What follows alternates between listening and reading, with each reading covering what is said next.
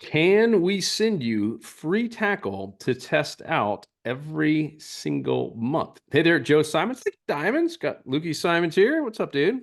Much ready to talk tides and currents. Yeah, but first, we are going to talk about the free tackle every month. A lot of people don't seem to know about this, but it's, I guess, gosh, 7 months now we've been doing this, basically all year here in 2024, where for our insider members only, you have to be a member to get this, but we send out free tackle every month for you to test out and give feedback so that we know what really does work, right? We love testing stuff out ourselves, but there's nothing better than getting 10, 20, 30, 50,000 people testing things out and giving feedback to say, oh, cool, hey, this really worked in Texas or in South Florida, North Carolina, et cetera. And I will say a little teaser here. The month of November this is 2024, depending when you're listening to this, but November 2024, we are sending out a really, really unique, never before seen hard bait. So be on the lookout for that. And if it's not November, it's December. So don't quote me on it, but it's one of these 2 months coming up. We're trying to get them all in so we have enough to give out to members here in November. And it's going to be really, really cool one. So that's all we can say for now, right, Luke? Yeah, the most recent one was the Polk County Tweaker, which is by far my favorite soft twitch lure that I've ever used. And now I have a double rig you'll be seeing a lot of, Oh, where yeah. I'm using both at the same time on the side by side rig, a new rig style. I did the sidekick, the sidekick. A sidekick, yeah, sorry, sidekick, and yeah, we still haven't fully got through the name, obviously, through my head. All I know is it works, and it's a ton of fun to fish with. You can catch two fish in one cast. I've already done it multiple times, and I want to get a slam, a double trout, double red, and double snook. Um, I'll first of all want to get the double for each one, and then do it in one day is the ultimate goal. So, Yeah, that would be awesome. Cool. yep. That's all part of the Insider Club. They said it's free. All we ask is you cover the little small shipping fee. That's usually when most of our members just add more stuff on there since they're already getting a free lure or free lures, some sort of free tackle that we send out every month to members. And we're doing free slam shading now too, to all Insider members. So a lot of reasons to join the club on top of smart fishing spots, smart fishing tides, and all the other great things that we have, all the other tools. So let's talk about tides though. Sometimes I think as coaches, right? And now we're about to hit our 10 years of doing this. We kind of assume everyone's seen all the kind of not basic, but the general stuff like tides and knots. And yet we keep getting questions on it, which makes sense, right? Tides are something that everyone needs to know about. There's new people coming into fishing all the time. There's a lot of bass anglers who are getting into saltwater fishing like we did. And you have to know tides. You have to know the best tide to go fishing and the worst tide to go fishing. You need to know that tides are different depending on where you are. So we wanted to do a little podcast here, just talking about everything that we wish someone had told us about understanding tides, in particular for inshore saltwater fishing. So Luke, I'll hand it over to you. Mm-hmm. Yeah, so what I'll do is I'll go through. We'll show tides, and we'll show it through our smart fishing spot system. And overall, just the macro thing with tides is that it's more about currents than tides. So we use the tide tables to know what the current's going to be doing, because current is what the fish are responding to most of all. For tides, we have a tide chart here that I'm showing, but this white line is the tide chart. So the thing about tide, obviously you're fishing shallow water, like back in some backcountry. I'll show a couple examples here in this video.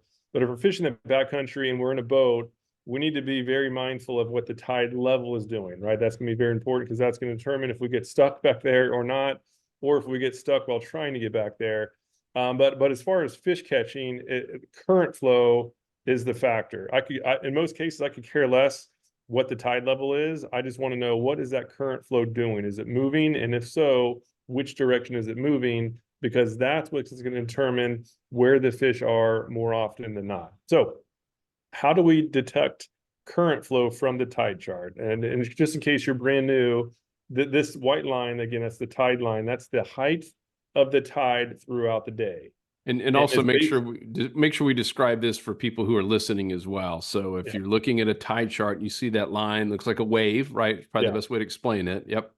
Yeah, so there's multiple tide charts as well. There's numeric based tide charts, and all that is, that numeric is basically just using these numbers, right? So zero is just the what zero represents. That's really just the average low tide for the given area. So 0 is kind of like the starting point. That's just a low tide. There's some situations where it's going to be negative. That's usually on like a new moon or a full moon. It'll get down lower than average.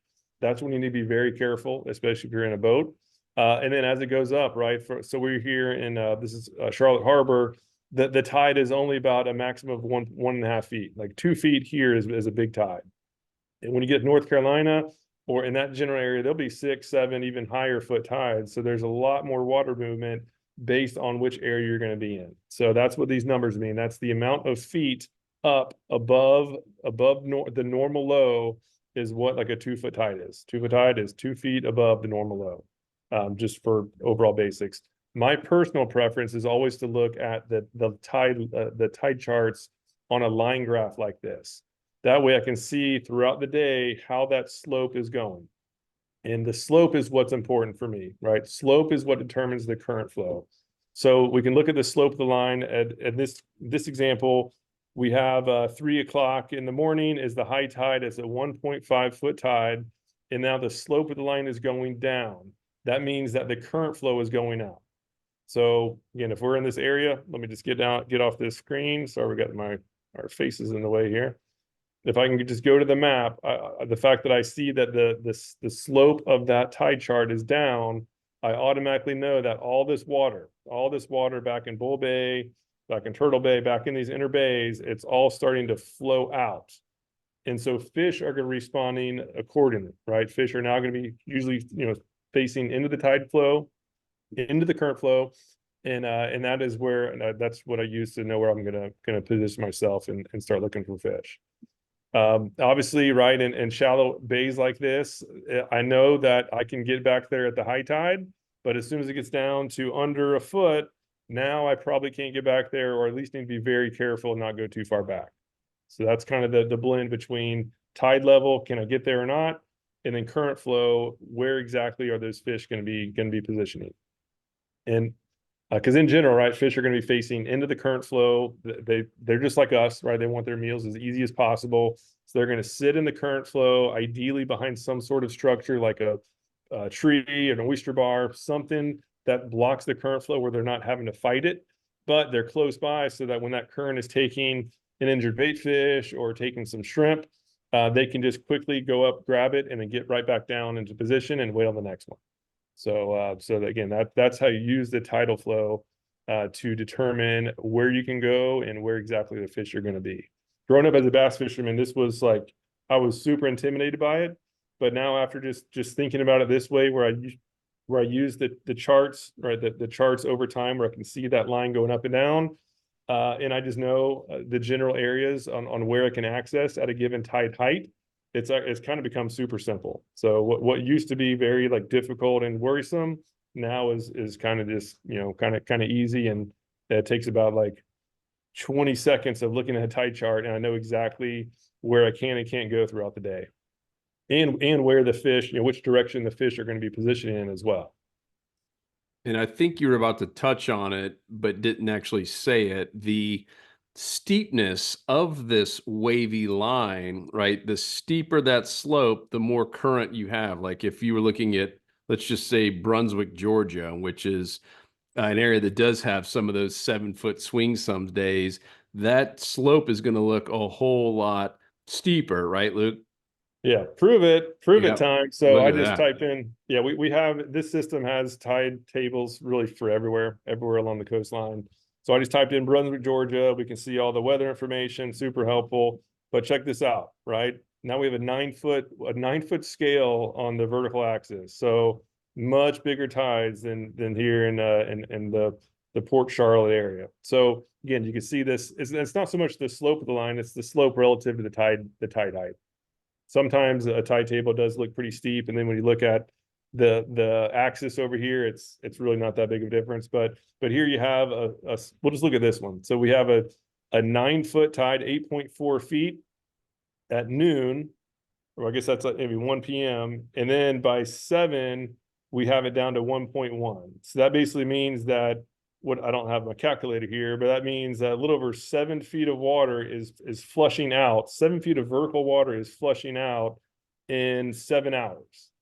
So that's a lot of water movement. We never have anything like that here. So if you're going to be fishing during this extremely steep slope of the tide chart, you know that the passes and inlets are going to be extremely strong to the point where it's like almost impossible to fish. So in that really steep, there is such thing as current that is too strong, in particular areas like this. So when it's really steep like this, you know that current is going to be cranking out. That's when you want to get just a little bit outside the current flow, like maybe like a nearby cove that's a little bit sheltered from all the current, because that's where a lot of these fish are going to go. The bait fish are going to seek shelter in there, and the predators will even prefer to be in there as well because they're not having to fight that strong current. All right, like no fish wants to sit there and swim against a 1 or 2 knot current flow, or even higher in that case. And I actually remember fished this area, Brunswick, Georgia, and just to kind of give a case study. So we hit, Luke had mentioned Bull Bay. That was an area where he actually is right now as we're recording this. And that at the beginning of that outgoing tide, the outflow, all that water is moving out of those little creeks and bays out to the passes, inlets, channels, etc. And so in Brunswick, we were targeting creek mouths. Same deal, right? All these creek systems were all feeding to go out to the Atlantic. And we would sit there right at the edge, as Luke mentioned, kind of like there's like a little eddy. And all the redfish and trout were just sitting there waiting on this essentially conveyor belt of slow moving water. So it was the very beginning, like the top of the outgoing tide. It did get to the point where it was moving so fast, it was hard for us to even like position the boat. And that point, we went and had lunch and kind of wait for it to slow. But that first hour or so was really, really good of that outgoing tide right at the edge of these creek mouths. All those fish were just positioned right around the mouth. Yeah, and so the cool thing about this app, this is that smart fishing spot system, is that I just use a couple of the layers. This is one of many layers that this platform has. But I had the oyster bars, so that way we can see where the oysters are, right? These fish, whether it's redfish, snook, flounder. I guess one we snook up here, but redfish, sea trout, flounder, they want to hold near structure. They're all ambush predators, and all this white stuff, those are all oyster bars. And then I have the 1 foot contour on as well. So I can see in all these channels, I can see exactly how deep it is, right? I can see where the deeper channels are versus the shallower. Obviously, the deep ones mean that there's a lot of water flowing out. And so an outgoing current flow, just like Joe said, here's one of the kind of the creek mouths of like an inland marsh. All that water is flowing through. There's going to be a ton of bait fish going through here. And what these predators will like to do is they like to hold in spots just like this, where it's just out of the current flow. And we can see there's a bunch of oysters up along this shoreline. It goes from 13 feet all the way up to a shallow 3 foot oyster range. There's going to be a lot of food flowing out of here, and those predators, they're just going to automatically default to spots like this. And with this system, right, it's super easy to see compared to just like a normal satellite map. Right, when I take those things off, I guess maybe it's stuck on now that I have it.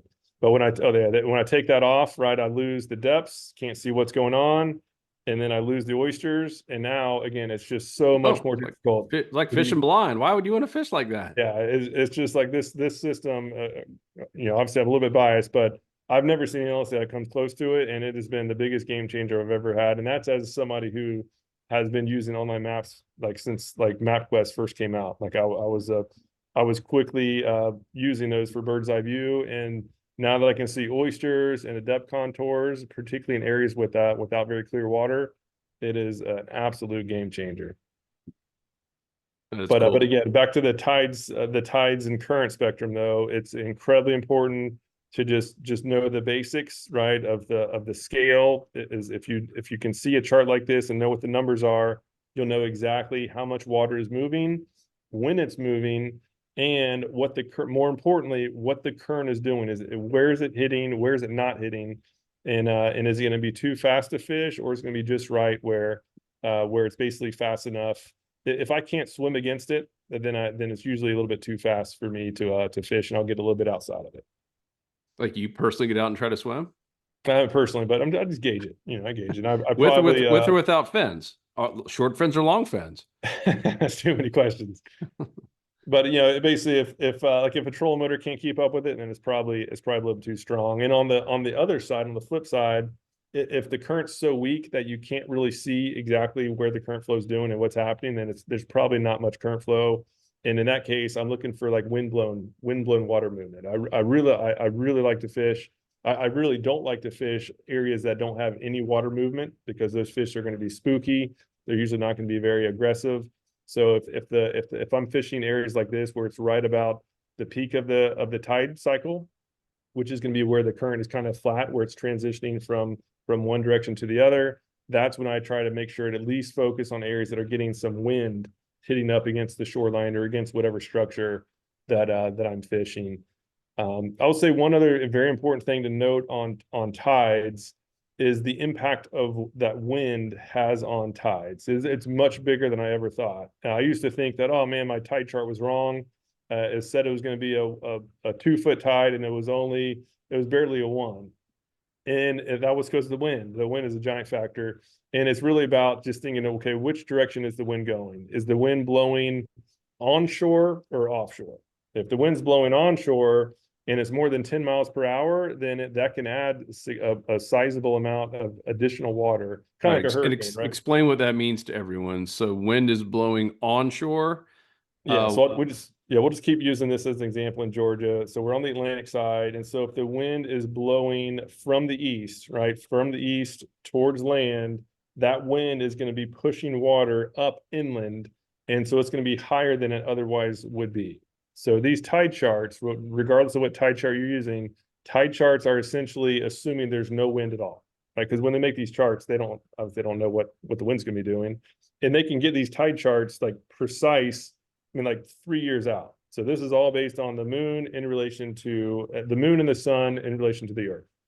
So that's the biggest drivers on tides, and they can get it precise, super precise. And then Elon Musk now he has satellites kind of tell everyone just what's happening up there. So yeah, you're right. And but the factors that we need to account for that aren't in a tide chart is what the wind's doing and then what the pressure's doing. The wind is the biggest one by far, but obviously the pressure is going to be an impact as well. A high pressure system is literally pushing down on the water, so it's going to be a little bit lower. And then the opposite for a low pressure system. That's why hurricanes are so devastating. They bring a ton of wind and they bring low pressure, and that is a double whammy for making that water go up and the surge go high. And that's literally why I'm in this location with terrible lighting, because Hurricane Helene the surge got in the house, and so I'm now homeless for a little bit. But super important to know, right? Obviously, the hurricane is extreme, but just on an everyday trip, if the wind's blowing, say, more than 10 miles an hour, then that wind is going to be a factor that if you don't account for, you're either going to get stuck, right? I know from experience, because I thought the tide charts were wrong for many years. And if the tide was blowing the water out, then I would be getting stuck in areas that I normally could access. And then the opposite's true, right? If the wind is blowing inland, now the water is higher than it would have been, and now I'm wondering why the water's so high. And the tide chart was. I used to get mad at the tide charts. In reality, I should have been mad at myself for not understanding them. that's good. So you had kind of mentioned what happens at these peaks of these waves, also called like slack tide. Do you ever fish during slack tide, or is that the time that you try to move locations, eat lunch? I never stop fishing, Joe. You know this.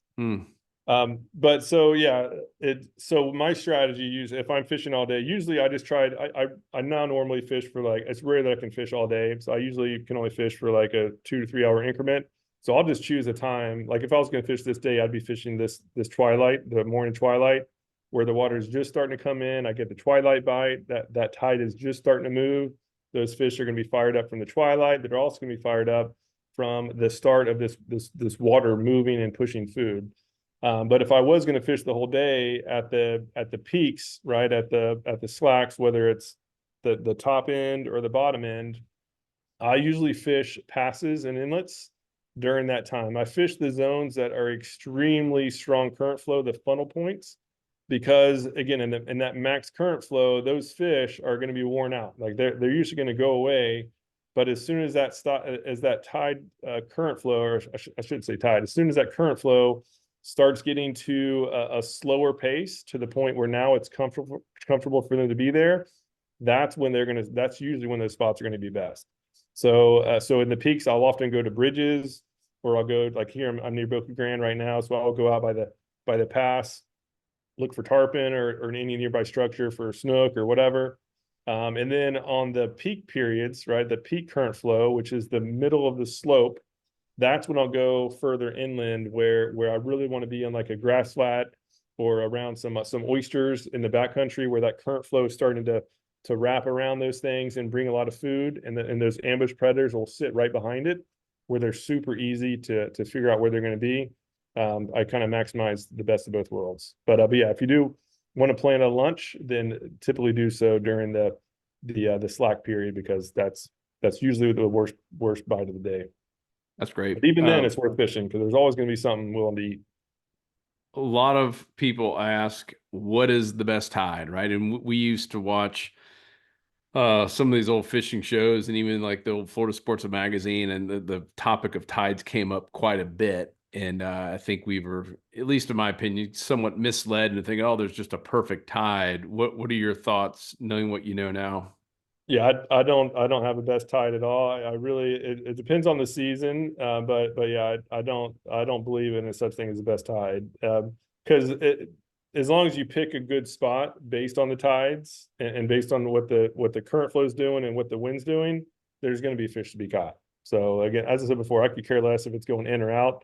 That was our biggest fallacy growing up, and that's why I really stress to like don't fool yourself into thinking, or let somebody fool you to think that there's a certain tide that you have to fish, like unless it's tied to a specific spot in a specific season, because the answer will flip-flop based on summer and winter. And in most cases, it doesn't really matter. But again, it's all about picking your spots based on the conditions. You want to be fishing structure that's getting some current flow pushed up onto it. I would say at least for 3 of the 4 seasons. The only other time, winter is the time where sometimes the current flow is bad, where they like to be the kind of protected pockets of water. So long story short, don't ever be fooled in thinking that there's a best tide, that you should only fish an incoming tide or an outgoing tide, because it's all situational, and the fish respond differently during different seasons. And because we used to think that incoming tide was always like that was the best time to fish. And so we literally would only fish incoming tide. So we would in the top of the incoming specifically. So given that, like we would just fish this portion right here. And then on the outgoing, especially the end of the outgoing, like we wouldn't really even go because we thought, oh yeah, it's best right now. It's best on the top incoming. But now this towards the end of the low is often my favorite, simply because the fish have to pull out of the inshore structure. They no longer can hide up in the mangroves or up in the sawgrass where they're really tough to get to access. It's like fishing the barrel at that low tide periods. As long as you know, again, where the types of spots the fish move to at the low tides, you'll be catching a ton of fish. And then if you know where the fish are going to move to when the tide is high, you're going to be catching a bunch of fish. So what the tide's doing doesn't matter. It's just your ability to predict where the fish are going to be based on the tides and based on the weather, and throughout each season. That's really the formula. That is why we were great during the summer, or I should say great. We were pretty good during the summer, and we totally couldn't catch anything during the winter. We were trying to use a somewhat good summer strategy to the winter, and we just thought the wintertime fishing was no good. And now that's one of my favorite times to fish, particularly a winter and a very low tide in the winter is like, that used to be my least favorite. Now it's one of my favorites.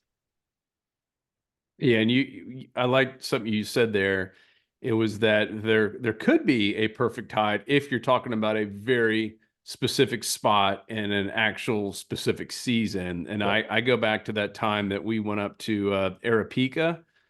They had all that sawgrass there, and the one of the first kind of exploration days, you could hear and kind of like see redfish way back in there. We're like, oh man, I wish we could get to him. We couldn't at the time, but to your point, at the very end of that outgoing tide, we knew they had to push out. And it's the same if you've ever fished like a mangrove where you can hear the snook back there popping and eating bait. Like, man, I wish I could just get to him.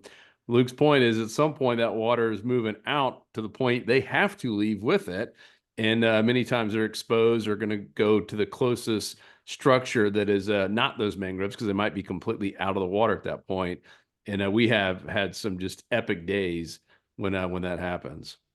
Yeah, because here in this air peak, I just pulled it up on the map, but all this green right here, that's basically just sawgrass. And at the high tides, not even like the super high tides, but even just like a mid tide and above, all this grass has water, and you can kind of see the like somewhat little creeks going up there. And those the redfish would flow up in there, and we caught zero redfish at high tide, or at least at mid or above. But then as soon as it was low, we weren't fishing the exact areas, but as soon as it was low, they would have to flush out of all these zones, and it was game on, regardless of time of the day. It was cool. And every area is a little bit different, but again, the key lesson though is to don't fall for the theme as you have to fish a certain tide unless that is as before, unless that is tied to a specific spot and a specific season because Yep. it fluctuates. And the key is just learning how the fluctuation changes and then applying it to whichever area you're fishing.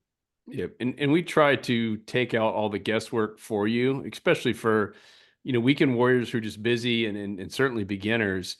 If you're watching this, you can see behind that wavy tide chart are some bars, like a bar graph. So we got the X and Y axis in terms of the height and then the time.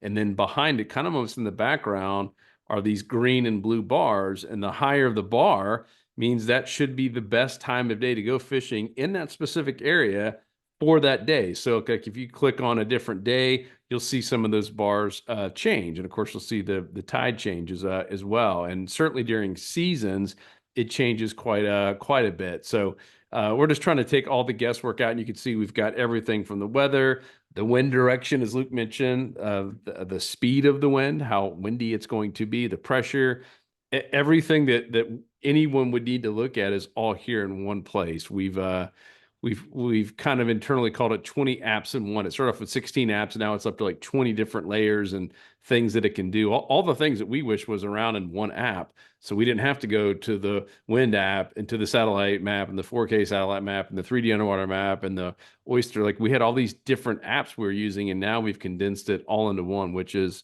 of course, this smart fishing spots. And now we've got waypoints in there. And Luke, I know you don't want to show it because you have all your spots and things marked, but it's really awesome. It's all private. Obviously, that's not something anyone else can see unless you wanted to share it on a on a on a live podcast. But to me, that's really really powerful, right? Because it used to be you had to like document all that stuff, and as soon as you take the picture, it actually knows exactly what the temperature was, the wind, all of that stuff, and it's just documenting it for you, almost like your own little private catch log. Really, really cool. We've even had some guides using it, and they're uploading old pictures like, holy smokes, this is amazing. Yeah, there's the public land for those who fish from shore. We have a lot of members who fish from shore, and we added this public land feature.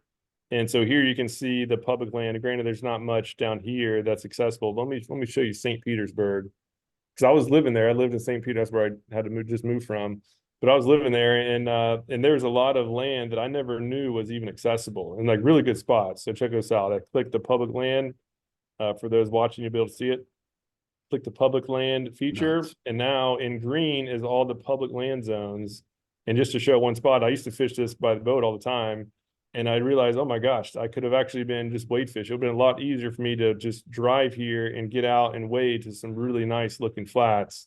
Again, had it not been for just this one of many awesome layers, I would have never known that I could fish that spot legally. And then quite a few too freshwater spots. Like Yep. you kind of just passed over one really close to that area. Not that one's a much smaller one. It was basically it looked like a private lake with homes mostly around it. But it had an opening there, and it was all public. And so I love doing that personally. I live on a little lake, and I love bass fishing as well. It's really really cool to find some hidden areas. But yeah, that one you mentioned earlier, man, there's a couple on here I didn't know about on the saltwater side of things. There's a That's lot, yeah. wild. And this is like near cities, right? Especially like this is St. Pete, near a lot of big cities. There is a lot more public access than I ever would have thought. You can see Yeah. this whole shoreline's good. If you click on Nothing one, weird. it'll show you how many acres it is, and if it's owned by the city, state, if there's any rules or, hey, you Yep. can't park here at a certain time. So we've got some notes you can type in. It's pretty cool. Yeah. So this is, yeah, again, one of many features. If you like inshore saltwater fishing, redfish, sea trout, snook, flounder, there's nothing else that's like it. That's why we offer the big guarantee, where you have literally no risk at all just to try it out. Make sure you like it. And if you don't see noticeable results, even after a year of trying it, just let us know, and no questions asked refund. That's it.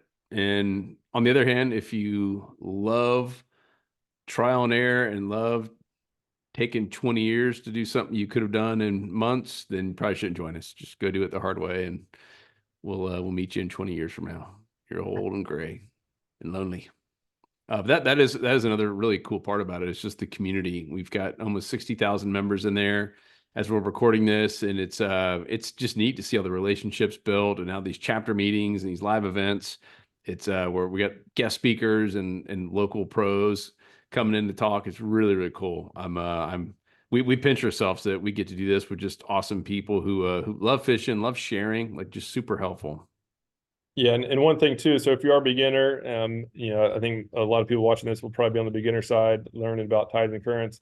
We do have a fishing school as well. So if you're new, somewhat new to saltwater fishing, if you're not confident on catching at least some fish every trip, like literally every trip, then you really need to go through this fishing school. And the beginner section will show you exactly how to do just that, regardless of what season it is, regardless of what the tide's doing. It'll show you the quickest way to go out there and confidently just catch fish every trip. The intermediate starts getting into, you can see the details. Now we're starting to get to catching the game fish, right? The more highly sought after fish, and without having to bother with light bait. And then advanced goes through the really ninja tactics, that the best of the best tips that we've ever learned throughout the years to go out and catch the biggest fish, again, without having to need light bait. Obviously, if you want to use light bait, that's great.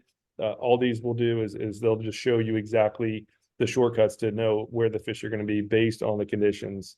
And it's broken out between hot season and cold season, because that's really the biggest factor on exactly knowing how to predict where these fish are going to be based on the currents, based on the wind direction, all the fun stuff. Yep. Game changer right there. So yeah, come join us and 60,000 others at saltwater.com. You'll see a place to join the Insider Club. We'd love to have you. If you're already a member, appreciate you big time. Keep the feedback coming. We're going to be sending out a survey any day if it hasn't come out already.